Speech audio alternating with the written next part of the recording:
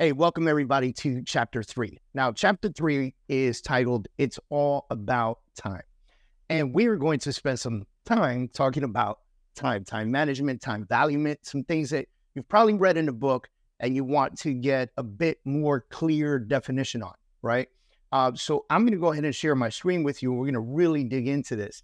And I'm excited to kind of share this opportunity with you guys. Now, first and foremost, let's just put it down like this, because a lot of people talk about time. They talk about, I don't have time. I don't have enough time.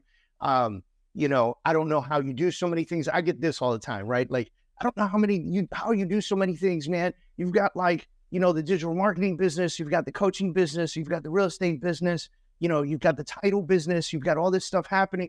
And how do you accomplish all that? I'm just trying to do one thing, right? And so I'm going to give you some clues and things on how we're able to accomplish those things, how high-level achievers are focusing on multiple things at the same time, utilizing some key tools. And we're going to touch on that right now. Now, this first thing says you, me, and Elon Musk. We all have the same amount of time, right? Yet I am where I am, you are where you are, and hello, Elon Musk is where he is, right? I mean, we all know Elon Musk. We know Tesla. We know SpaceX. We know everything that he's doing. This guy's like another level type of person, right? How is it that Elon Musk has the same 24 hours a day that we do, yet he's able to accomplish the things that he has accomplished, even potentially losing all his money, going completely broke with SpaceX? Now, when you think about completely broke, it's exactly what I'm saying. This guy had his last shuttle going up, and if that shuttle exploded, there would be no contracts and there would be no money to send more shuttles up. It would put him completely broke, no cash, no money, no nothing. And so those types of risks are really from high-level people, right? And so how do we take the same amount of time and accomplish the goals that we are trying to accomplish, what we're trying to do in our lives? Now, entrepreneurship is not easy. Those of you that are entrepreneurs now that are doing this at a very high level, you know for a fact that entrepreneurship absolutely is not an easy task. This is not something that you're going to take lightly. This is not something that everyone can do, which is okay, by the way. I've had this conversation with a lot of people, right? You just talk about, everybody should be able to do it. And the truth is that not everybody wants to do it. It's very exhausting to be an entrepreneur. It's very stressful. There are a lot of risks that people take.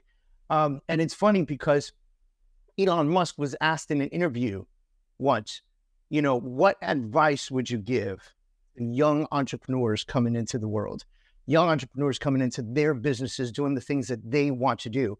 And this was his response, ladies and gentlemen. This is paraphrased, by the way. He basically said, don't do this, right? Like it says, it's crazy, it hurts, it's painful, it's not a viable way to live. Don't chase entrepreneurship. Can you believe that, right? Like master entrepreneur Elon Musk tells us, the world, stop, bro, don't do this. It is not worth it. You don't want this for yourself. You don't want this for your family. You don't want this for your relationships. You don't want this for your kids. And when you think about that, if you're already a high-level entrepreneur watching this, you understand it greatly at a very high level. And later on, we're really going to talk about work-life balance and things of that nature. And that's further up in the book and further up in this training. But when you're looking at this, it is painful. It is crazy. It's scary sometimes, right? Sometimes you don't even know if you're doing the right thing. You ever seen those pictures of the dude? He's like chipping away into the ground. He's like a couple inches away from the diamonds and the gold. And he turns around and he goes, I don't want to do this anymore, right? And so sometimes you're at that point where you're like just wondering, if I chip away a little bit more, will I get to the gold and diamonds? Will I make it there? And the answer is yes. As long as you're putting the right things in place, you can find success through consistency, right?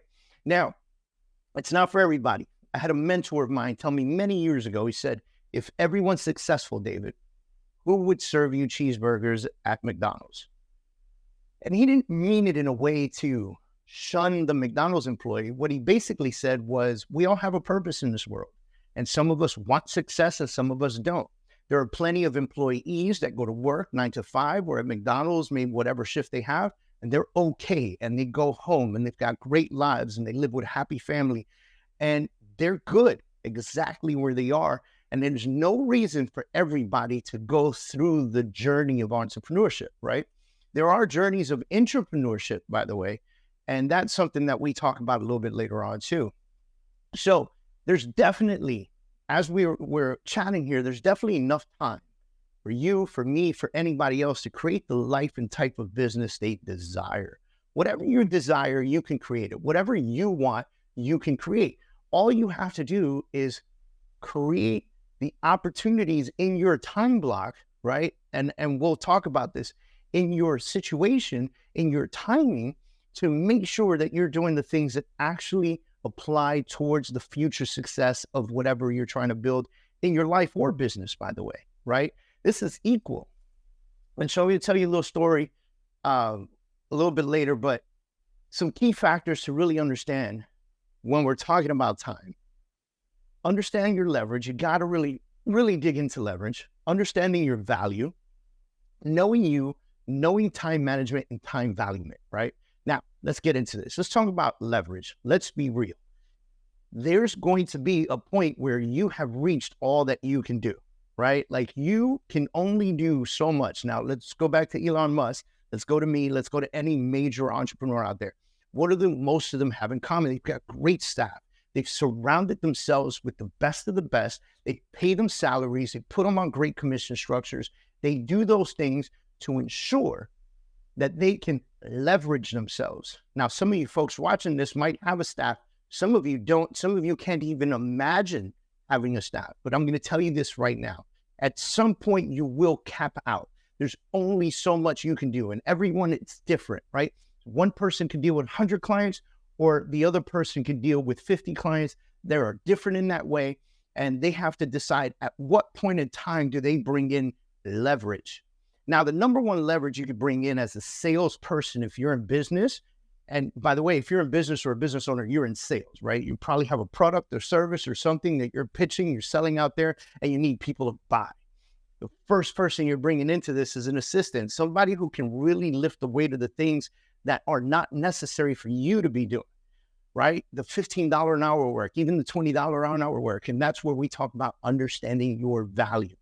You have a certain amount of value. If you're great at sales and you're great at your business and you're great at the things that you're doing, there's a certain amount of money that each one of your hours is worth. And you can figure that out. There are multiple ways to do it. But whatever you're worth every single hour, you have to correlate that with the tasks that you've actually began to do, right? So we talk about this. If I sit down to send an invoice to somebody, is that $300 an hour work, or is that $15 an hour work? Something to think about, right? And so why would I be sending out an invoice to somebody when I could have a staff leverage sending out those invoices? It all goes back to a buddy of mine, Nick Sarnicola, which you'll read about in the book later on. And Nick says, you have to understand the difference between time management and time valuement. He made up that word. You know, it's not something you can look up in the dictionary, but I promise you, if Nick and I keep pushing time valuement, it will end up somewhere in Wikipedia, okay? But here's the thing.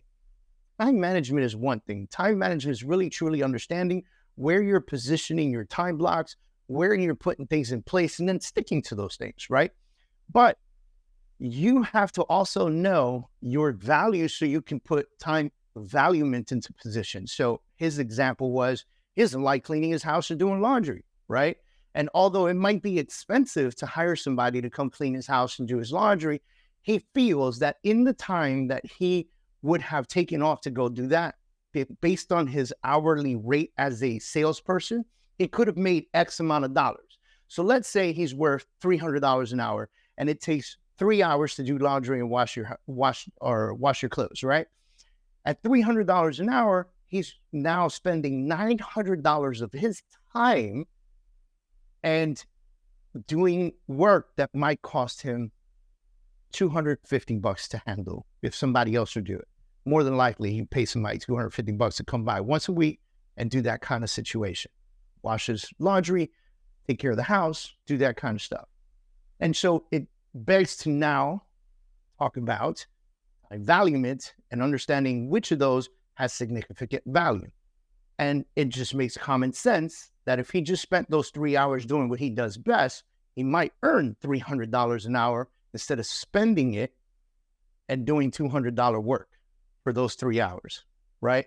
And so that's where we talk about time valuement. We talk about knowing you, understanding yourself, and knowing where you need to be spending your time, right?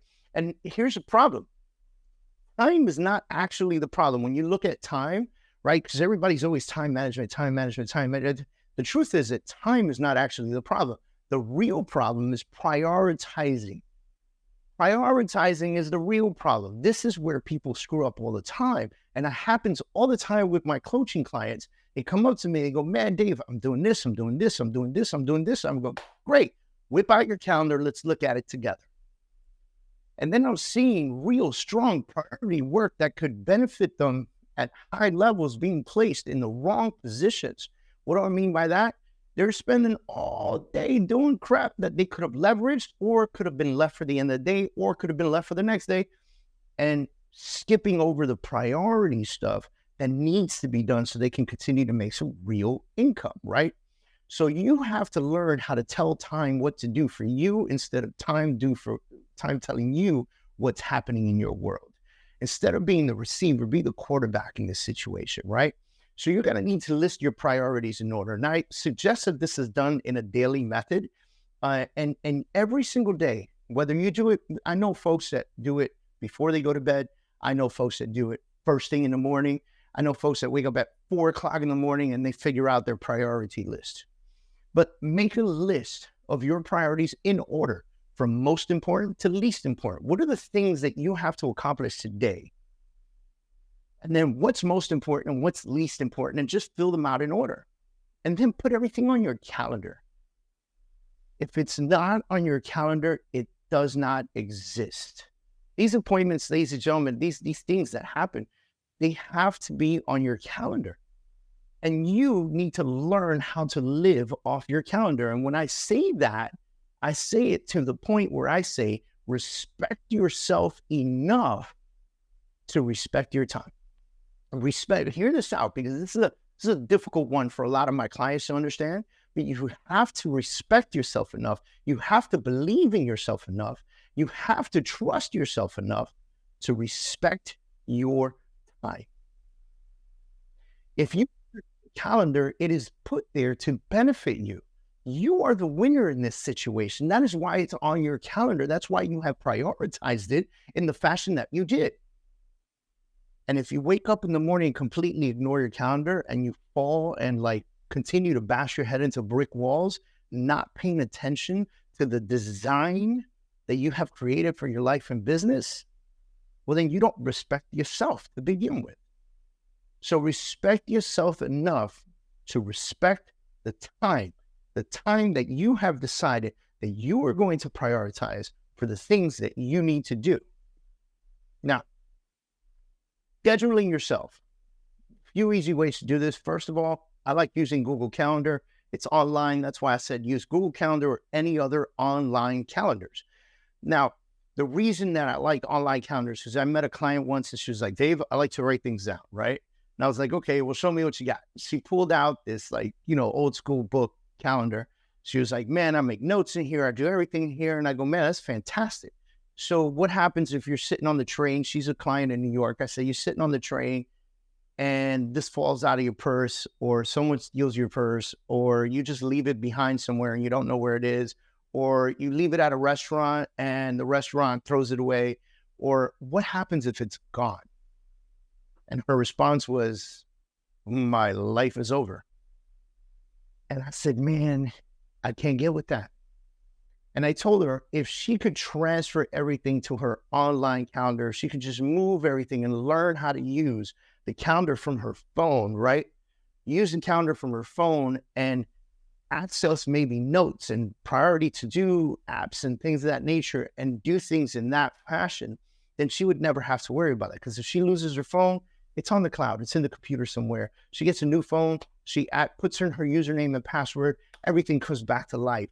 There's no loss. And so that's so important to me. The other part is that I love using Calendly. So if you call me today, you said, hey, Dave, can I get 30 minutes of your time? and I say, what for? And you say, I'd like to talk to you about this proposal or whatever the case is. Sure thing. I will send you a link to the appropriate Calendly. Okay. Now there's Calendly and there's other similar systems. You don't have to use Calendly, but there's other similar systems. But this link will tell you what open slots I have on my calendar. Because my calendar is so precise, the open slots are truly open slots. So when you fill that spot, I am going, because I live off of my calendar, I am going to be there with you. And that's the win for us. That's the way we got to focus on this. That's the way we get ahead of ourselves in really understanding how to schedule ourselves and be really great at that. The biggest difference between achievers and those who never excel is what they leverage time to get where they want to go. Let me read that again for you. This is actually a part of the book. It says the biggest difference between achievers and those who never excel is that they leverage time to get where they want to go. Super self-explanatory, but that is the true difference. If you can get so good at understanding your time and leveraging it well, putting value on the important things, getting those things done in the morning, by the way, which is something we haven't really talked about, taking those real priorities and putting them in the AM, and then as the day goes by and your body begins to get more tired, and you need to nourish yourself and take care of yourself, right? Drink plenty of water, all that good stuff. As the day goes by, the priorities become less important. They still need to be done. They become less important. And when you hire staff like an assistant or a marketing director or things of that nature, you are now leveraging some of those things that you should not be doing and removing them from your calendar, allowing you the opportunity to add more priority items. Now, entrepreneurship. Listen, some start with the mind of an entrepreneur and others don't. They have to learn it, and that's okay. Now, the reason that I pumped this in here is because a lot of folks are listening to this. They're reading the book. They're listening to this. It's going to be so difficult, Dave. I don't know how to do this, and they listen to stories of, all these rock star guys on stage or girls on stage, and they're like, I was selling lollipops and I was selling repurposed lollipops when I was 3 years old. And I was knocking door to door selling, newspapers and, all these guys who like super entrepreneurs since birth. This doesn't exist for everybody, right? It exists for some, doesn't exist for everybody. Some of you really need to learn it. I will be truthful with you. I absolutely adore and love being an entrepreneur. I thrive off of it. I thrive off the stress. I thrive off of the excitement. But I also understand I had to learn it. It didn't come natural to me. When I finished high school, I left to the United States Marine Corps. There's nothing entrepreneurial about that.